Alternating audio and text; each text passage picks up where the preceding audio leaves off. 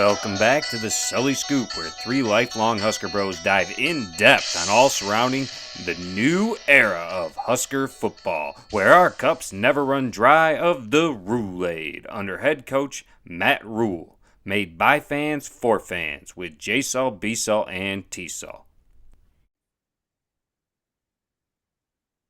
We are back, and the Huskers are officially 1-0, and joining the panel this week is Chazzy. Chazzy, how are you feeling after a week one victory? Phenomenal. We haven't done it in the last handful of years, and we're back on top right now, so no complaints. Chazzy's never felt better. And I'm right there with them, baby.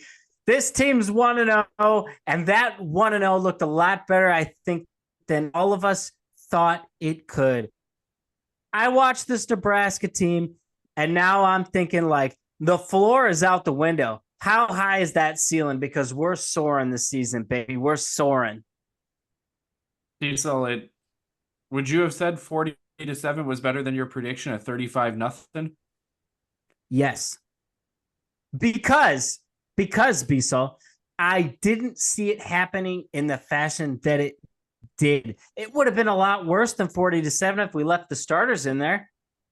We couldn't do anything wrong. We were throwing the ball successfully. Broken plays were working. We picked up a 2nd and 30 for a first down. What team is this? We were kicking field goals. We were punting the ball. We fumbled once, and the defense got the safety of the ball back. We were running the football. There's literally nothing we couldn't do. Yeah, it definitely was nice to open up against Texas El Paso there. I'll give you that. And, one of the things that was really important here, too, was Matt Rule and the coaching staff made an effort to get a ton of guys in on this game. I mean, you had 108 guys take a snap during this game. That's huge. That is game reps. And again, UTEP didn't take out their starters there. So that was game reps against starting caliber players. Yeah, but one thing's for sure here, Busol. Dylan Raiola is the guy. He's going to take us the distance.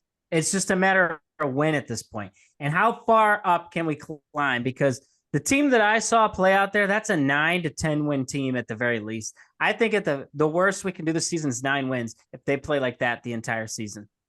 Yeah, it's not that they were playing a stellar talented team out there in UTEP. It's the only thing is we didn't see freshman mistakes from Dylan Raiola out there in his first game of college football. And his arm talent, first of all, is off the charts. It's a flick of the wrist and the ball is flying. He's not trying to overpower a late toss in. It gets there. It's a zippy throw. However, it lets the guys have an opportunity to catch the ball. It's not humming in there at 100 miles an hour and just bouncing off somebody's chest. And I did like that he spread the ball. It's going to get a lot of recruits looking at Nebraska knowing that, hey, if I come in here to play receiver, I got a chance of catching a ball because they're getting a lot of players some love out there. But the biggest thing is that defense, they did give up the one deep pass, but everything else was pretty much a stellar lockdown defense there. And I really liked how they performed against the rushing of UTEP, only giving up 2.3 yards per rush and 56 in total. They rushed the ball 24 times, and we only gave up 56 yards.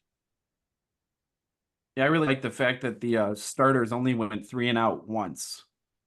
The starters were in there for, I think it was 7 drives and went 3 and out once. That's a huge change from last year, let alone the last couple years. That shows efficiency and the guys understanding the playbook and people doing their assignment.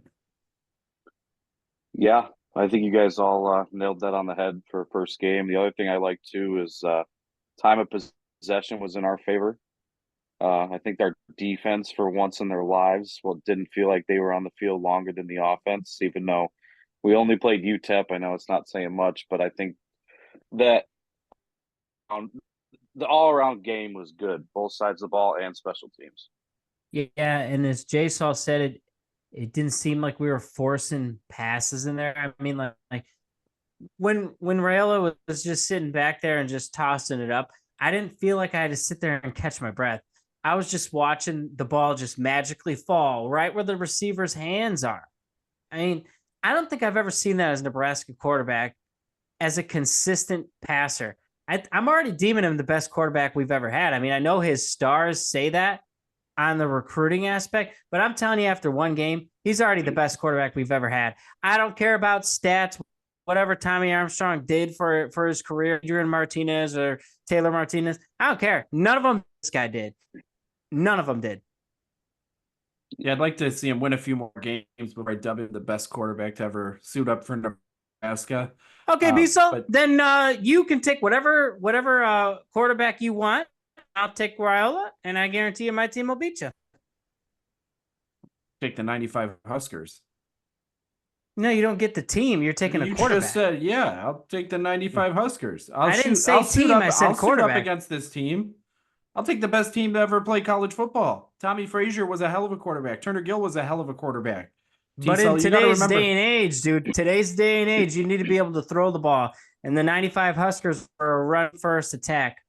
Well, you can take them all you want. I will take the 1971 Johnny Rodgers Heisman Trophy winner, and we're gonna run it down your throat. You won't even see it coming. They were saying they were playing the 2000s football back in 1970. It was before their era. They were the best team on turf. And secondly, there are 5 things that you got to win if you're gonna go out there, and you will win the game every single time if you take care of these things. First downs. We won the first down battle. We got 30. They had 12. Third down efficiency. We were 11 for 17. They were 3 for 10. Then you got penalties. They had 9 of 76. We only had 3 of 35. That is something we are going to have to clean up going forward. And you got the turnovers. They gave over the ball 2 times. I want to say I count in 3 because a safety, honestly, in my opinion, is a turnover. You get the ball back plus the 2 points. It might be better than a turnover. And we only gave it away 1 time. So we got to clean that up there too. But then the time of possession is the 5th thing. And we blew them out of the water at 38 minutes to their 21. And Jason, just to piggyback on that, to kind of agree with you with the safety, it actually turned into 9 points. Even right. better. That's just times 3 on the Chazzy turnovers had his right calculated out. Yep. And you know, I'd love to sit here and watch the Sullys just, you know, rant and rave about which quarterback's the best. But I think there's one thing that Chazzy can say that all of us can agree on is that this is probably the youngest, you know, most equipped quarterback we've ever had, but he's also seems to be the most mature quarterback we've had for the age that he is. Sounds like Chazzy's in my corner. Yes, I definitely want to agree that he does look like he is the most, you know, adapt. Jason, can you even at the position name as a your quarterback freshman? from 1971? Do you even know who your quarterback was? All I need to know is Is it the just a Heisman mystery Trophy winner. box? I just need to know the Heisman Trophy winner. Doesn't matter who you got out there. J-Saul doesn't care how far he could throw it. He knows as long as he can hand it off or pitch the ball, that's his quarterback. That's exactly it. We're running smash mouth football downhill. But I do want to bring up in this game, we did get a look at our backup. Yes, it was kind of garbage time at that point, but Heinrich Haarberg looked way better than he did last year. And honestly, you know, the game was out of hand at that point, but it gives some hope. You know, if he does got to come in, I think there are going to be some special plays where they bring in Haarberg to, you know, run a Wildcat style offense and run it down the middle and try to get some extra yards because Raiola is honestly not out there to run the ball. Yeah, you saw Haarberg get the 1 goal line touch there as well when they flexed Dillon out to the receiver spot. I think there's going to be a lot of that. And I think Double D was on something. However, if Haarberg can't cash in on those, there's no way he's going to be that offensive MVP. Yes, well, so and I that's do the want other to say, thing. but I don't like that we're moving out Raiola to the outside into a receiver position unless we're going to do a special play off of that and somehow pitch it to him where he can throw it deep. Because honestly, I don't want to see Raiola going out for a pass for Haarberg to throw to him because that gives a safety or a linebacker a free shot at Dylan Raiola. Well, they'd have to be an idiot to take that shot because every ref is going to be watching him at this point. And here's the thing, Biso, you got to clean up the Haarberg plays. But the thing is, it is going to be key because when you're in the red zone and you do the quarterback keep up the middle, dude, that's a winning play. It works all the time. We watched Adrian Martinez master that if he didn't fumble the ball.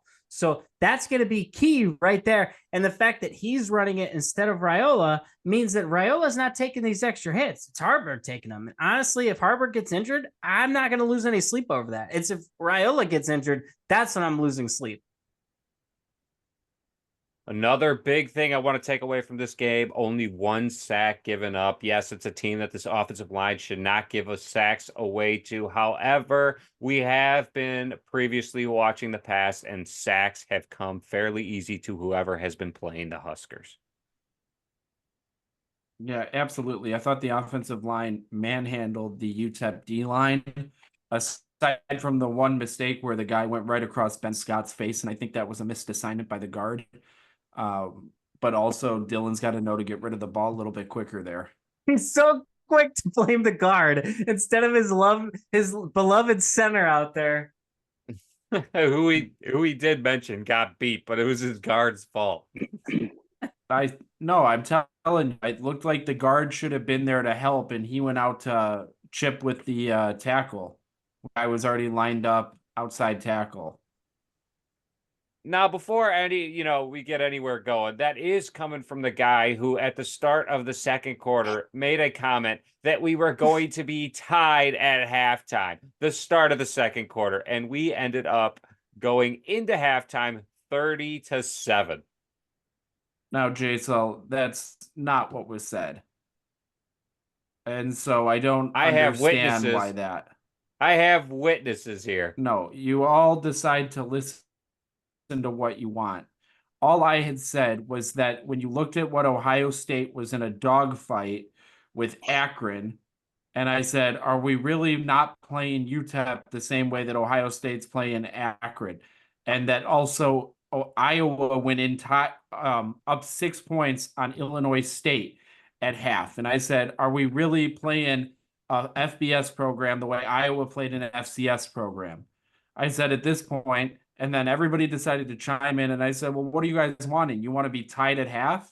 And that's where that came from. I never said we were going to be tied at half. I said, I can't believe we're playing a UTEP program the same way that other teams who were at half already were playing so poorly.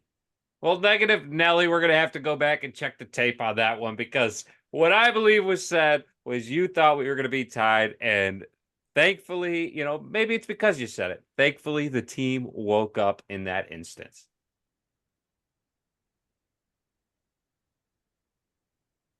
So, B-Salt, have you started shopping hotel rooms for the college football playoff yet? Not yet, T-Cell. I'm going to wait until we thump Colorado this week here. But two more takeaways here that I thought were interesting that I wanted to touch on coming out of the game here. And it was, for starters, when you looked at the running back room, 4 guys really got equal touches with the ones. That was Emmett Johnson, Dante Dowell, Ramir Johnson, and Gabe Irvin Jr. And they really split the carries almost right down the middle there. I know Dante fumbled and then they took him out, but he's still going to be active in there. And I think that 4-headed monster out of the running back spot is going to be huge this year, especially if you're able to trot Harburg out to be that goal line back for you and kind of mix it up with Gabe Irvin and Dante Dowell. The other thing that I think is interesting that came out of Matt Rule's press conference today was that they are potentially looking at redshirting Malachi Coleman. He's still not 100%, and they're discussing if it's worth getting him the medical redshirt this year. I don't think that would be I think that would be a smart option. I mean, we definitely saw that we have talent at the receivers. We have depth, and everyone is, out there and can catch the ball clearly. It looked like not a lot of drop passes out there for the Huskers, and we have the depth, and they already moved Carter Nelson into the slot receiver to where they're already, there's a lot of talented kids on the field that can all play that position. Yeah. And how about when you look at those receivers that had catches, there's one guy glaring who did not. How about Jalen Lloyd, held catchless in the first game of the season? I think you guys kind of built up this thing for Jalen Lloyd, and we're holding him to a different standard because I believe he's still only a sophomore. So he's got a lot of room to grow. And thankfully, the other vets that we had transfer in, were able to handle the pressure because Jalen Lloyd is going to find his spot and he is going to go off. But Raiola, he doesn't seem to pick one guy and throw to one guy like Shadir with Travis Hunter. I mean, everybody was catching the ball out there. I mean, it wouldn't shock me if he did have a catch or didn't have a catch because it seemed like everybody was getting involved. Well, Chazzy, it kind of seems like he just threw us under the bus there with B-Sol because I don't believe Chazzy nor I came out here and said that Jalen Lloyd was going to have a better year than Trey Palmer did. J-Sol, I think I would agree with you on that. I don't think those words ever came out of my mouth at any point. Track star, yes, he does check the box for that. But as we all know, speed isn't the only category when it comes to football. But I still think there's plenty of room for him this year to still produce. Like you said, we spread the ball out a lot. I think going back to what B-Sol said, though, with our running back situation, I mean, when's the last time we could argue that we had this many consistent running backs all produce? I know it's the first game of the year, but I think a bigger thing to look at is that the biggest thing I think that hurt our running backs last year was fatigue. And I don't see that being an issue this year when you could spread the ball to 4 people. And I do, I give Rule or whoever made the call, you fumble the rock this year, you're out, right? Go sit the bench till the next game, learn from your mistakes. And, because I do think Dowdle's going to be a tough running back that we have. I just think you got to be smarter with the ball when you're going in, especially, in the red zone. Absolutely. Yeah, we're definitely him and Irvin are going to be big bruisers when we get inside the red zone. I think Ramir Johnson and Emmett Johnson with their speed and their talent, I think in the bigger yardage opportunities and, looking to pass the ball to them, they're going to be a deep threat for those. Yeah, and Chazzy, I think the last time you could really look at Nebraska having this many guys who were going to get carries on the season, you probably got to go back to that 2010 season when Nebraska had Roy Halou, Rex Burkhead, but then the other guy getting the carries was Taylor Martinez. You had 3 guys who were up over 160 carries on the year. And this year, I think we could easily have 4 guys over 150 carries. And the craziest part about that stat, B-Sol, is the fact that we're still a balanced attack. I mean, if you're just ringing those stats to me and I didn't know about the pass game, I would assume that we're run heavy. But no, we were like very balanced. I think at one point we were like 30 pass plays, 30 rush plays during the game. Like it only slanted more rush towards the end when we were just trying to run the clock out with the backups. I mean, this was a balanced attack. I mean, I would have never, like, if I went back to last season, and fast forwarded to this moment right now, I don't think I would have ever said it, but dude, hats off to Satterfield. The guy called a fantastic game for play calls. I don't think there's a single play call that he did on offense that I would say I wouldn't do that because I would have done it the exact same way. I thought it was a masterful play calling by Satterfield. So we'll start calling you Timmy you. Satterfield.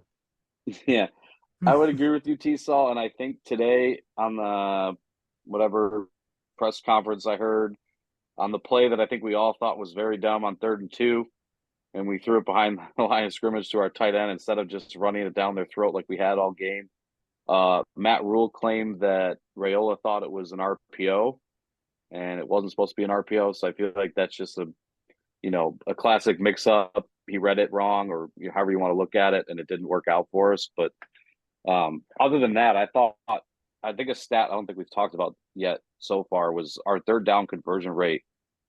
Even though it was like, I think 11 for 17, we were like 11 for 13 or 14 until like the end of the game, which is kind of impressive compared to what we've seen in the past. And I like that on our 1 3rd and long that we had, at least with the starters, we didn't just go, 2nd and long. We didn't go for it all on the first play. We broke it down, got half the distance, and then picked it up on 3rd down. So yeah, big improvement from last year. Yeah, and that was like a 2nd and 30 or something ridiculous. But then again, we had a unique penalty. Yeah, exactly. And then, but even with that, a 2nd and 30 in these previous years, even under, last season with Heinrich Harburg or one of the other guys at quarterback or before with Scott Frost as the coach, Second and 30, I didn't think we would have a chance at picking it up. All of a sudden, I feel like the field has been shrunk with Raiola's arm out there. I mean, he can make that ball. He can get it anywhere. His arm and his decision making, and then you also got to give your hats off to Satterfeld for just calling good plays out there, and them all having good chemistry and running together. For me in this game, there were two plays that show me that this team has potential to be elite. And I mean, push. I don't mean just to push. I thought like their ceiling was like they could push for the Big Ten. No. If this team plays the way they can definitely win the Big Ten. It's up for grabs for sure. Oregon showed you that, they're nothing, they're not elite. They're not there yet. They might be at some point this season, but they ain't there yet. And, the rest of the teams are question marks because they beat up on FCS teams. UTEP is D1. Let's not forget that, okay?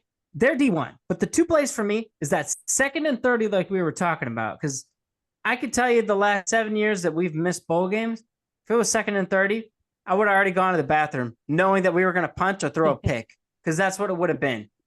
And the number two play for me was when we were running the ball in the red zone and Dante fumbled and we turned it over, I would have been like, uh-oh, here comes the momentum shift. No, instead, here comes the safety. We're now getting points in the ball back. That right there shows you this team can be elite if they want to be. Yeah, I think it was pretty special to see the defense pick up the offense on that fumble right there. But I 100% agree. Am I going to get on board with you today and tell you that the Huskers are going to win the Big Ten? No. Do they have a chance? Yes, I think they have an opportunity. I mean, I think the Big Ten is wide open, but then you got the things that are going to be shown this week is going to be how can the Huskers handle the speed and the agility of another team. And I think that comes down to our defense. I think our offense has the speed and the agility and will be able to score no matter what. I mean, we have arguably one of the best quarterbacks in college football who could spread the ball and a running back room with some depth. And our offensive line has shown that they can get off the ball here. Again, it's against a Division I team, smaller, but a Division I team but it's going to come down to, can we compete with speed? Yeah, I also think you're going to get a real look at what are these other Big Ten teams this week as well. Not just Nebraska. Nebraska's playing Colorado, who we all think is a little overranked. But when you go down the list here, I mean, you got teams playing a lot of FBS opponents, which a lot of teams did play as well, FBS opponents last week there, T-Cell. But you've got Illinois taking on Kansas. Kansas is ranked in the top 25. If Illinois comes out and thumps Kansas, let's say it's not even a game, does that put Illinois Let's look more realistic contention? here, Biso. Let's stick with realistic. I'm bringing up just scenarios here. You've got Iowa playing Iowa State. That's a rivalry game. What does that look like? And let's face it, Rutgers is playing Akron, who just got beat by Ohio State 52-6. Does Rutgers come out and let's say they hang 70 on Akron? What do people say about Rutgers then at that point? Whoa. Don't start dogging on Rutgers anytime soon, because I came out here earlier and told you they were going to be an 8-win squad. What happens if they come out and lose to Akron? Then what? Jason, how was I dogging on Rutgers? I just asked, how are people going to compare them to Ohio State if they hang 70 on Akron, a team that Ohio State only scored 52 Well, how are they going to compare them to Ohio State? Well, let me tell you something, B-So. We've already been comparing them to Ohio State. I don't want to hear you start talking next week. You've got, and the other side, too, to start Saturday's slate of games here. You've got Texas taking on Michigan. Texas coming to town. Blowout. Texas is going to destroy Michigan. It's not even going to be a game. Turn it off at halftime, folks. And that's why you don't follow T-Cell when you're going into the sports books. Who told y'all Georgia Tech was going to beat Florida State? Who told you that? And who told you Boston and who College didn't listen? was going to beat J-Sol, who Florida put Florida State in the playoffs. Not wrong there.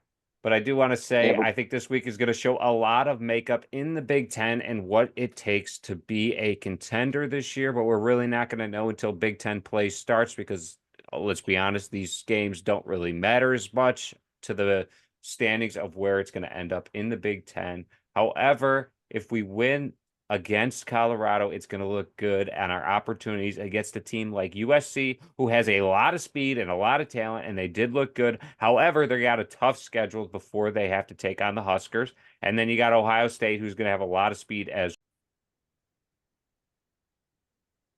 Yeah, Ohio State does have a lot of speed, but they really did not get it going last week until the second half. And I think that shows some promise for the Huskers. They got it going early and they kept the foot on the gas, but it's really going to come down to speed and what the Huskers can handle with a fast, talented opponent. But Jason, again, it comes down to strength of schedule sometimes, and Ohio State's got a tougher schedule.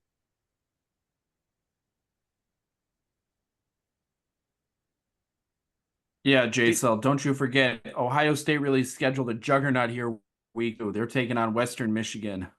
Yeah, but I mean, I'm not really talking about just week to week. I'm talking about when the Huskers have to take on Ohio State, when they have to take on a USC, when they have to take on a Colorado. These are teams that are going to have speed like the Huskers don't have on the rest of their schedule.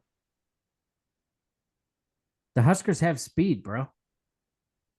On the offensive side of the ball, will they be able to handle the speed on when they're on defense? We'll just have to find out. But the point is, Nebraska's got more than just speed. I mean, we got strength. We got, football smarts. Colorado can't say they got two out of 3 of those things. Okay, I'm not disagreeing with that, but I'm just saying when our defense is out there playing man coverage, are they going to be going one-on-one with a Jimmy Horn or a Travis Hunter out there? And what's the potential that they're going to get beat on that?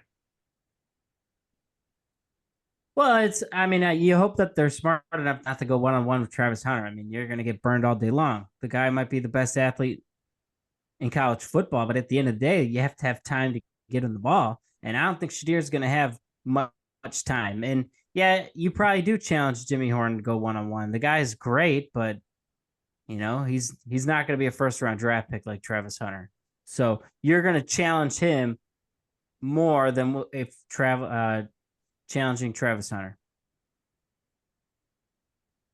I can agree with that, but I think it's going to be scary to see because Colorado does a lot of good things to get Jimmy Horn the ball. They get him in like a motion and just ditch it out to him. So it's almost like a handoff, but it's really a screen pass to a kid that's fast like that. But that's getting ahead of ourselves. I was just saying what it would look like to take on some speed and what it's going to look like for the Huskers. Yeah. And not wanting to get ahead of ourselves. Yeah, I mean, that's true. We definitely haven't showpiece too much of that, but at the same time, our front 7 this year, both sides of the ball. I mean, well, I shouldn't say both sides of the ball. Defensively, our front 7 is pretty solid. So I think they're going to disrupt enough, hopefully enough to at least give our corners and secondary more time to either catch up or keep up with the speed cutting across the field. But I think the bigger thing going into Colorado that I would like to see is how do we bounce back when they have those playmaking plays? We know we're not going to be perfect against Colorado, against teams that have that talent. So how do we, when we give up a 20 or 30-yard completion, how do we bounce back on that next play? Do we tuck our tail or do we hit them right in the mouth? And I think that's going to be the difference in this game. And it's only going to help that we're playing at home. Totally agree with you there, Chazzy. And like when you're playing Colorado, they're gonna make plays. That's what they do. They might hit you with a quick strike. So, like you said, it gets down to like, what's this team made of? How are they going to respond? And they showed us in the UTEP game that when they were faced with a little adversity, they responded with the safety. They responded with getting a touchdown. And next thing you know, it was a tie game, and you're up by 2 scores. So, can you do that against Colorado? Can you force Shadir into a bad situation? Can you take advantage of their defense that doesn't have the strength up front like some of the other teams that we're going to face? Yeah, I think that the more important thing here against Colorado is, can you control time of possession and control it significantly? The longer that you keep Travis Hunter on the field as a DB, the slower he's going to be on the field as an offensive. And he'll be more tired in the second half. It'll let Dylan make some of those throws that maybe was just a, 10-yard completion before, but it turns into a 20, 30-yard completion when Travis Hunter loses his step. Yeah, I think we're gonna be taking one out of, I hate saying it, but like an Illinois or Wisconsin playbook where you can just, run the ball, dwindle that clock. We know both those teams are good at doing it, but I think doing that, like Beasall said, you keep them on the field on the defensive side, and honestly, just keep their offense to the lowest amount of clock that they can have. That'll be a huge win for us, I think. And I mean, you could take it even farther than that, Chazzy. And I mean, why don't we just send Fedoni on him? Just literally run the ball to the right where Hunter is, or run him to the left, and send Fedoni as a lead blocker to just go hit Hunter. Go put Hunter on his ass. I don't care if he's nowhere near the play. Go put him on his ass. Yeah, That's we a don't want football any. move We right don't there. want any stupid penalties, though, T-Sol. No. This is during the play. During the play, it's totally legal. Go put him on his ass. I want to see Travis Hunter on his ass more than he's not. I mean, if he's gonna dance around on the field, showing his wrists for his watch, he better be on his ass the next play. That's all I'm saying. That Shadir that's out there showing his watch They're on both his doing wrist. it. But I do want to say it's going to be interesting to see how the Huskers respond when Shiloh Sanders lays a late hit or drives a guy out of bounds and there isn't a flag thrown. It is going to get chippy in Then this he game, better be on his ass the next play. It is He going to better get be chippy. on his ass the next play. That's how you play. Are you going to let it. me talk, or are you just going to keep jumping No. in? Because, I mean, you just have an outrageous take telling, let's meet him outside the locker room before he even gets to the stadium. No, I mean, during the play. During the what are play, we you put even him on their talking about ass. here? Why? Let's get him before he hops It's called on the lead plane. block, Jason. You ever heard of it? Let's jump him. Let's jump him. We got the pitchforks and the bats. Let's meet him before he gets on the bus. What are we even talking about here, T? Well, I am asking how the Huskers are going to respond when a Shiloh Sanders hits him low, hits him after the play. He was driving guys out against North Dakota State into the benches. That is at least 10 yards off of the field of play after the whistles were blown and no flags came out. How will the Huskers respond during that? Hopefully they respond the right way here. And I'm not saying they need to meet anybody. They don't need to meet anybody outside the locker room. I agree with you, J-Cell. I think this is going to be just a more physical team. The Huskers are going to be the more physical team, is important. And, some of those frustration plays that Shiloh Sanders was able to get away with against North Dakota State, he's not going to get away with that in Nebraska. The game being in Colorado, sometimes, they're going to hold the flag. They're like, well, do we really want to deal with Dion after the game when he's going to just come into our locker room? Dion can't get into the officials' locker room here in Lincoln. So I'm not expecting those flags to get swallowed there and not thrown. The other thing that's important to notice here is, yes, Colorado did struggle and eked out a win against North Dakota State, but they really, when you look at it, got beat by North Dakota State in almost all facets of the game, except for the score at the end of the day. Yeah, Colorado, as you were saying, Beasall, they didn't look good in their game. They had a couple quick strikes, but it was a lot closer than they would like. And their defense, again, is weak, not good. Colorado's one-sided. They had 504 yards in the game. 445 of them were through the air. Colorado had 23 minutes of possession. They lost the possession battle by 13 minutes. That's not sustainable. Colorado lost the turnover battle. They were -1 in the game. Colorado had less than 60 yards on the ground, only averaged 2.6 yards a carry. I mean, this right here, it sets up. Third down efficiency was very comparable. They went 7 for 11. But again, Colorado wasn't on the field because North Dakota State was able to neutralize them by keeping them off the field and running the ball and controlling the clock. And I agree with what Chazzy said. And like I told you, we have to control the clock against this team. They are quick strike offense, and the longer we control the ball and keep them on the field, the more worn down that defense is going to get and the slower Travis Hunter is going to be.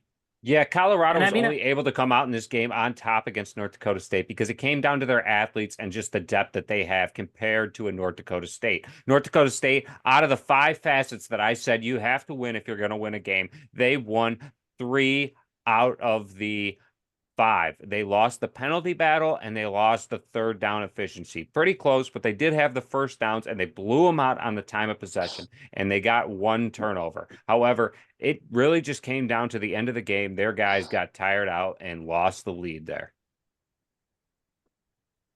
Yeah, and for Colorado, like I would like to, I thought coming to our season, our DBs were going to be one of the big on our defense, but they definitely have work to do after watching the UTEP game, and I just don't know if they're going to have it all worked out come Colorado. So I expect Colorado to get some yardage on offense because of that, unless our defensive line picks up and gets pressure, because they didn't get enough pressure in the UTEP game. To be honest, when I'm nitpicking Nebraska, I'm nitpicking the defense because I expect them to be elite, and they were great. They only gave up 7, but I was expecting them to like be controlling the game. And instead it was Raiola controlling the game as a true freshman in his first ever college football game, which is insane just to think about that.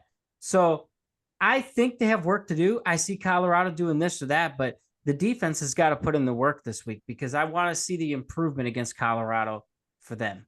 Absolutely. Colorado's got 3 transfers in for their offensive line, 3 for their defensive line, and 2 in the defensive backs for Colorado. I think, having a Raiola, a smart QB in there, yes, he's a freshman. I think might be able to expose the deep guys out there, their nickelback and the rover position or their right side corner away from Travis Hunter. Hopefully he sticks with the ball because Travis Hunter is the best athlete in college football. But our offensive line should be able to get a hold of this defensive front and run the ball down their throat, hopefully holding onto the ball and just running the clock because at the end of the day, a win is a win. Doesn't matter what the score looks like. And then I do want to say that their offensive line, our defensive front should be able to get a push on these guys that just transferred in.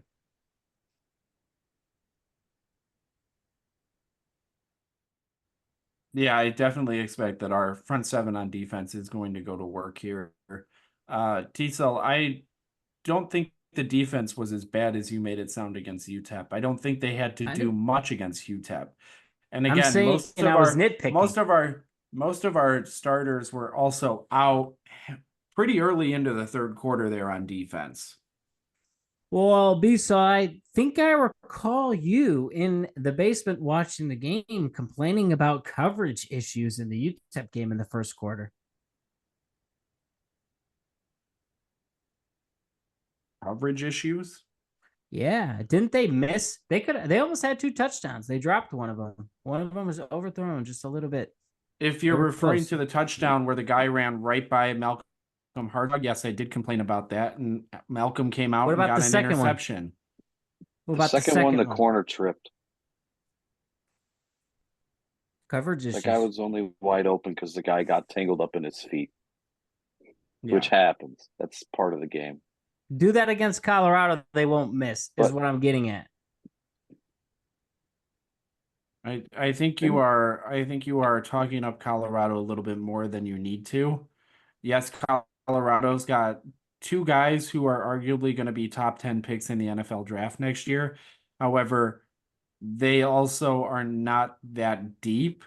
I thought our offensive line was going to be the struggle point here, just with the lack of depth that we have. And I thought the offensive line played very well. I think it was a very good confidence boost game for them. But I am curious to see how they play against this Colorado defense. Are they going to be able to control the line of scrimmage? I'm not concerned about our DBs or anything like that. Colorado is going to get some big chunk plays. They live and die by the big play. We'll probably get a couple takeaways from them, but we'll also give up some big plays to them. Well, that's my thing, B. So if the game came down to it and we needed our DBs to make a play to win the ball game, are they going to be able to do that? That's what I'm saying. And that's nitpicking against Colorado because I'm with you. Our offensive line played fantastic against UTEP. If our offensive line looks like that against Colorado, this is a no contest. We're going to blow them out. If our offensive line plays like that for the rest of the season, we're going undefeated. I understand that's not possible and it's not likely. I shouldn't say not possible. It's not likely that they would do that, but if the offensive line plays like they did against UTEP, it's a no contest. They have to play better than they played against UTEP. Yeah, I would agree. I mean, UTEP is UTEP, but at least Colorado does have a better front 7 than UTEP does. I'm not saying it's amazing, but it's definitely a step up. And I think our O-line hasn't really been tested through one game, but I do think the confidence boost is only going to help. But I also think playing this game at home, we're going to really see what Colorado can do on the road. You know, they might just flop. Who knows? I mean, the 12th man theory on the field coming into Lincoln is one of the strongest 12th men if you go across the country playing on the road. Yeah, I think I expect Colorado to be overwhelmed when it comes to the crowd. You're talking now, it's a night game in Lincoln. We're going to have the light show to start the fourth quarter. I mean, if the game's close entering the fourth quarter, I expect it won't be close come the end of the game. That's how strong that light show is. And also former rival, I mean, old school rivalry game. There's just, there's a lot at stake and the fans know. So they're definitely going to bring the heat.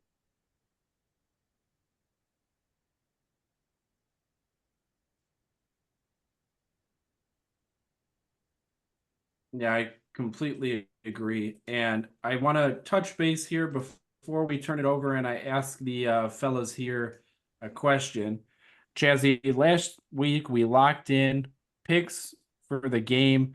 The three of us are going to go on. We're going to see who, by the end of the season, can pick the games closest to the outcome and see what total points they're off. As of right now, T-Sull after UTEP is in the lead. He was 12 points off in the first game. He picked 35-0, and we won 40-7.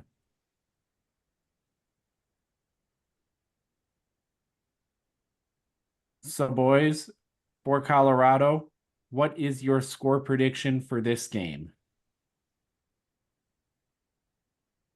I can start this one off. I mean, this one, this one is a tough one for me because I could see 400 different possibilities here. I mean, tough. You just called it a steamroll. Well, I said if our offensive line blocks the way that they do, it's a steamroll. I'm leaning steamroll, but for me, it comes down to, is Colorado going to score or is Colorado not going to score? Because Nebraska's going to put up points. So you said we put up 40 on UTEP. I'm saying we're putting up 45 on Colorado. I'm saying Colorado is going to be easier to score on than UTEP. So give me 45 there. We gave up 7 to UTEP. I think Colorado's got a better offense than that. I'll take 45-21. That'll be my score. Yeah, right. So I do think that the Huskers are going to score. Are they going to put up more than they did on UTEP? I don't know about that. I got the Huskers coming in at 38, but I do got the Huskers taking this one out. The Huskers are going to cover the spread at 7.5, and it's going to hit the over at 57.5. I already locked it in before. It's 60.5, but it has dropped, sweating it a little bit. But I do want to say that the Colorado Buffaloes are going to come in at 28 points. Huskers on top, 38-28. They're going to squeak this one out by 10 points because Colorado is going to be able to score, but are they going to be able to stop the Huskers is a different thing. Yeah, kind of on the same page with you guys. I have a 10-point margin as well there, J-Sol. I have 31-21. Huskers beat Colorado. I think the offense is going to be clicking. I think they'll probably start out a little slow. Going into half, I think it's going to be a close game, and then I think we'll open it up in the second half, and then Colorado will make a late push in the fourth quarter. Well, based on that, B-Sol, I really don't want your picks to come true. Either mine or T-Sol's will hit my parlay. My 2-pick same game parlay.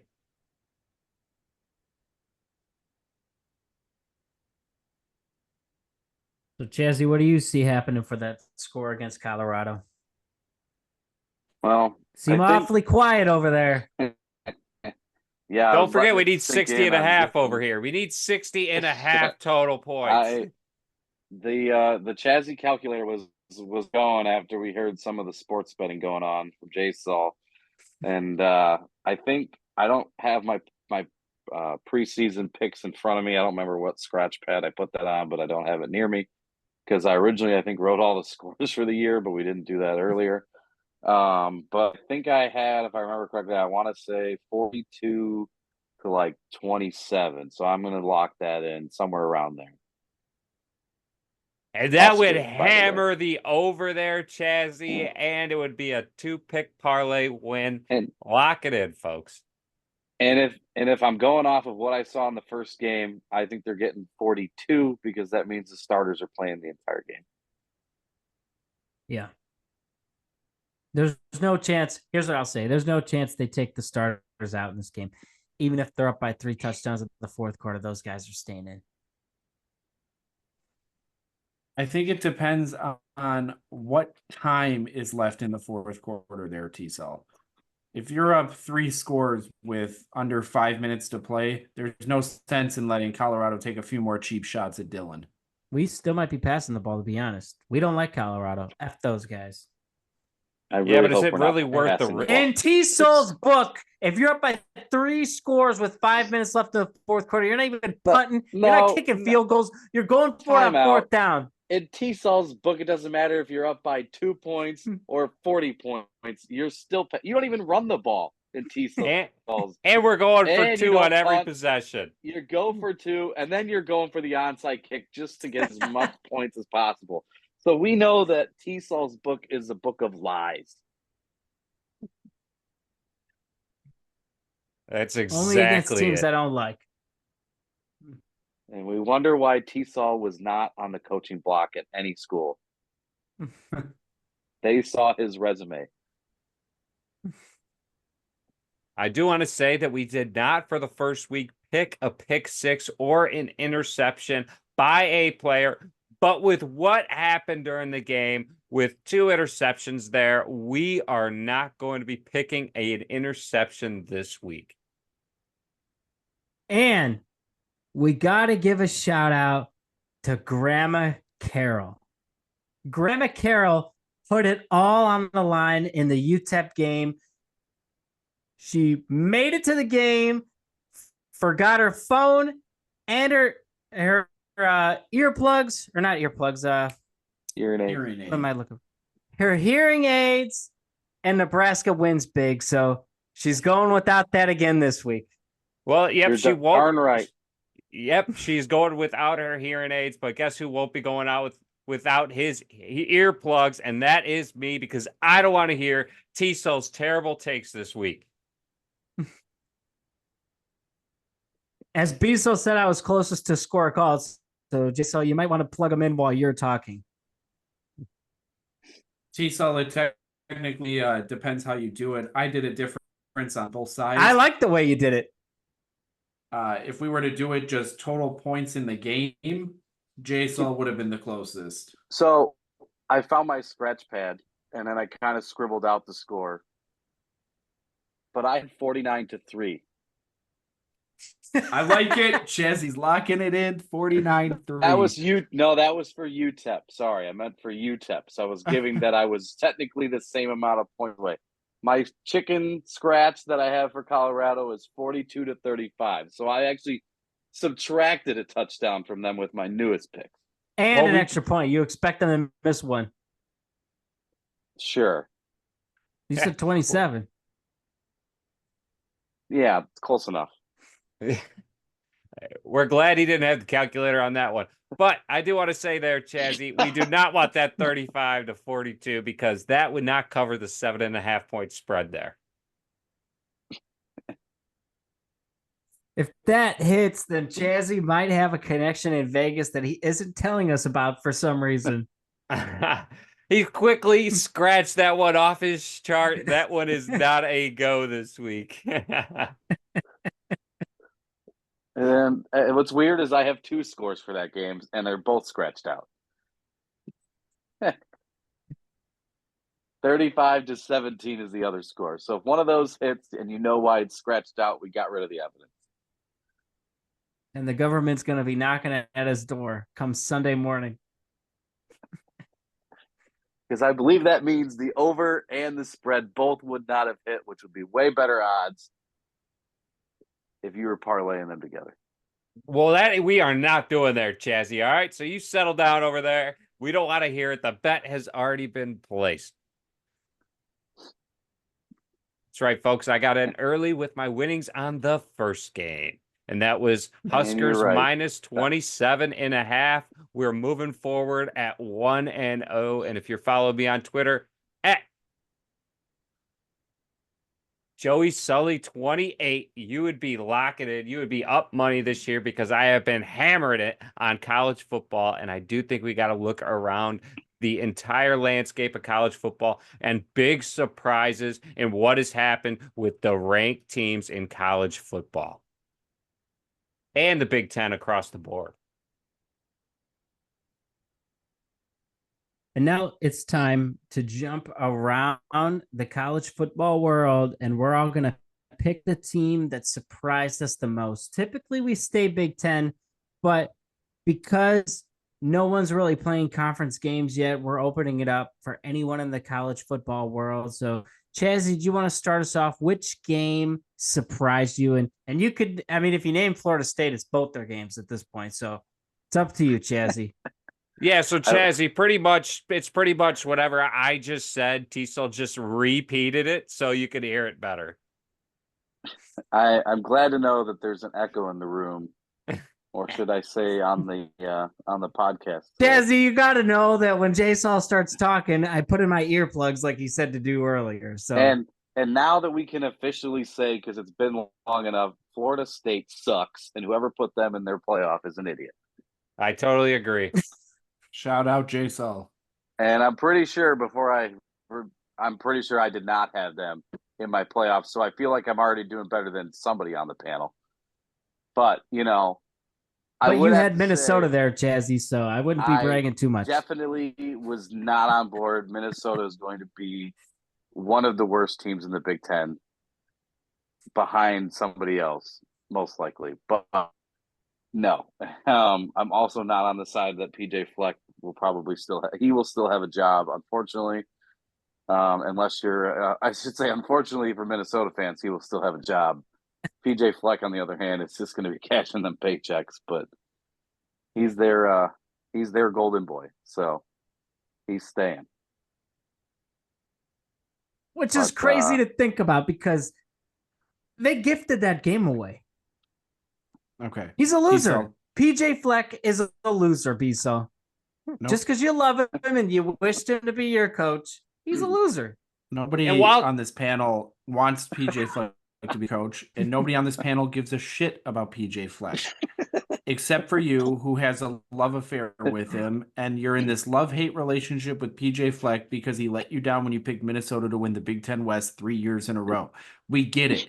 Get over it. It's a bad breakup, T-Sol, and just move on.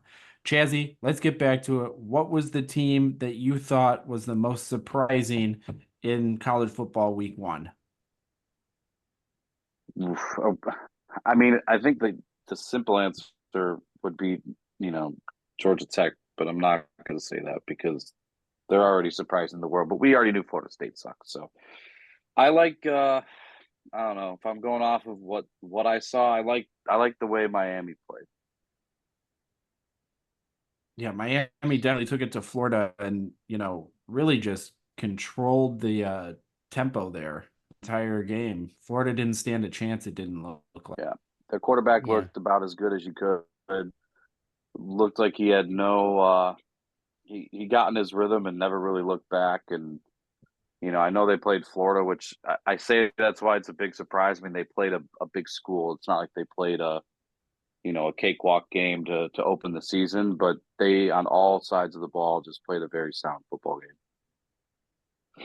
I agree with you, Chazzy. I mean, Miami made it known that they're going to be pushing to play for the ACC championship this year. Jason, what team surprised you this week in college football? Yeah, well, before we, start dogging on me for picking Florida State, who was a top 10 team to start the year, I do want to say that T-Cell picked an unranked team that did go out and win this week. However, they won. Okay.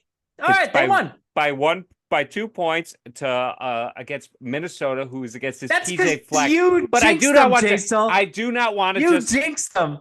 First of all, I did bet that game, and I did win that game. I did have North Carolina winning that game. You jinxed them by saying that you wanted out of the Florida State pick, and you wanted North Carolina. Yep. If you were following me on Twitter at JoeySully28, you would have won that bet as well. However, I do want to say that T-Sol has North Carolina in his college football playoff, and North Carolina no longer has a quarterback. That may be a dumber pick than Florida State at this point. But moving Florida State's on forward, 2, buddy, so I don't think so. moving forward, the team that surprised me in the game that surprised me the most was the USC taking down LSU. While USC did give a lot of opportunities for LSU to slam the door, LSU could not get it done. And USC's offense, the quick strike, they made everything was clicking at the end of the game. They got a lot of speed, which we knew, but this quarterback, Miller Moss, looked phenomenal out there. He made Caleb Williams look like he was nothing. Caleb Williams is going to be a bust because Miller Moss is the real deal. Well, Jay, Jay so Saul, that just sounds like someone who's scared of Caleb Williams, and you know how high his ceiling is. But we're not going to go on that. We're going to go back to the fact that LSU doesn't know how to close out a game.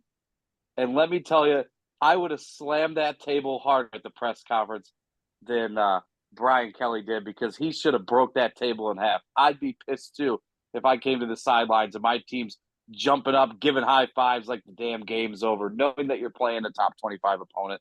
They couldn't finish that game on multiple accounts, and they should have won that game. But they didn't, because they didn't know how to close. And based on that, Chazzy, Brian Kelly needs to get shown the door at this point.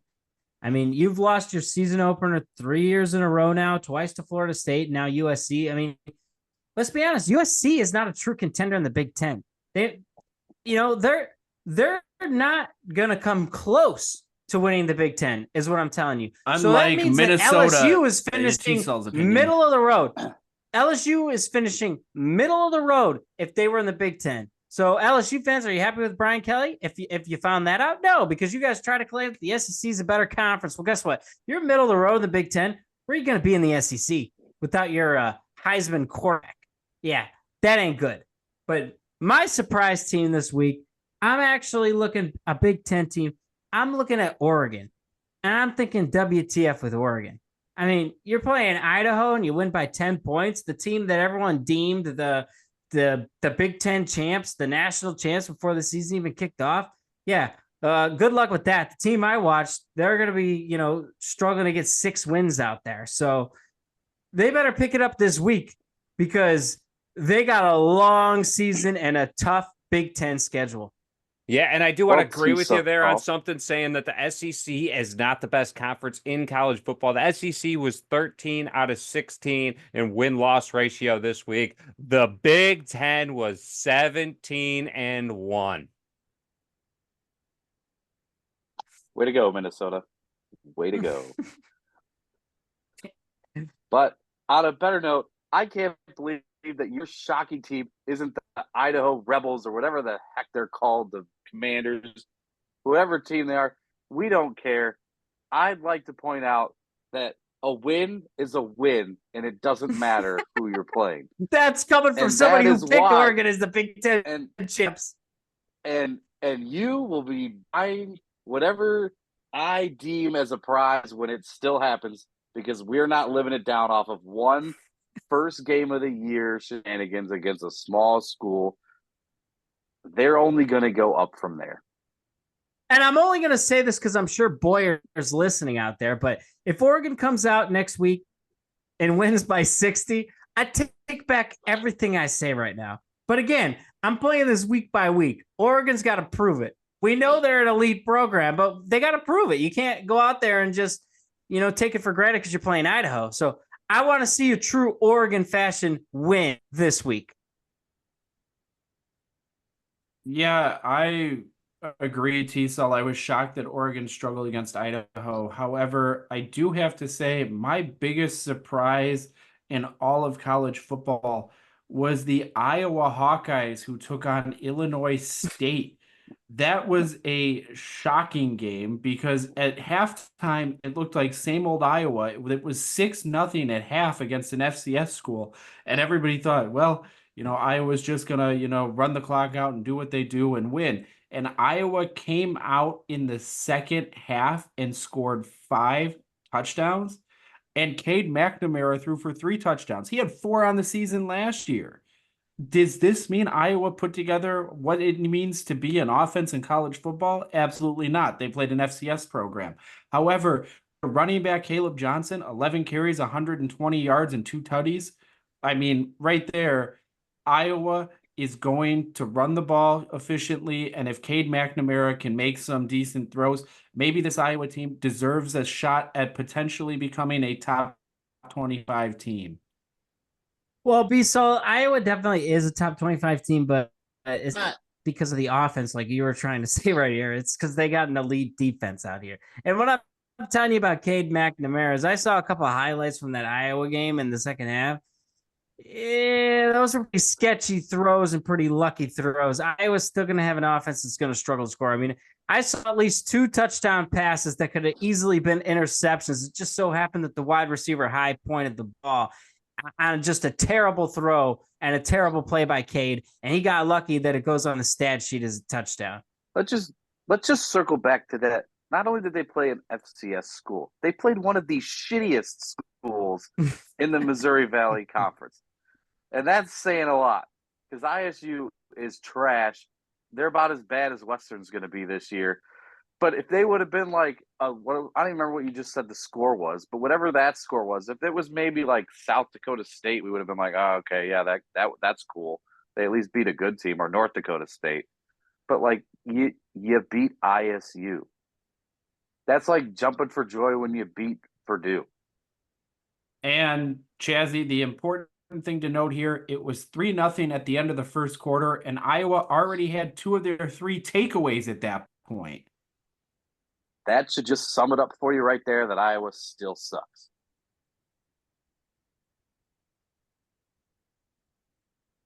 Well, with that being said, all of the panel this week have chosen to take the Huskers, and with the spread, and most of us with the over. If you want to hammer that, just follow Jay Sull with that. We want to give a special thanks to Chazzy for coming on to the Sully Scoop this week and getting into this episode as the Huskers are 1-0 and we move forward. Don't forget, you can follow and like, and you can catch us at Sully_Scoop on Twitter or X, and you can catch us at our website, thesullyscoop.com. Go Big Red.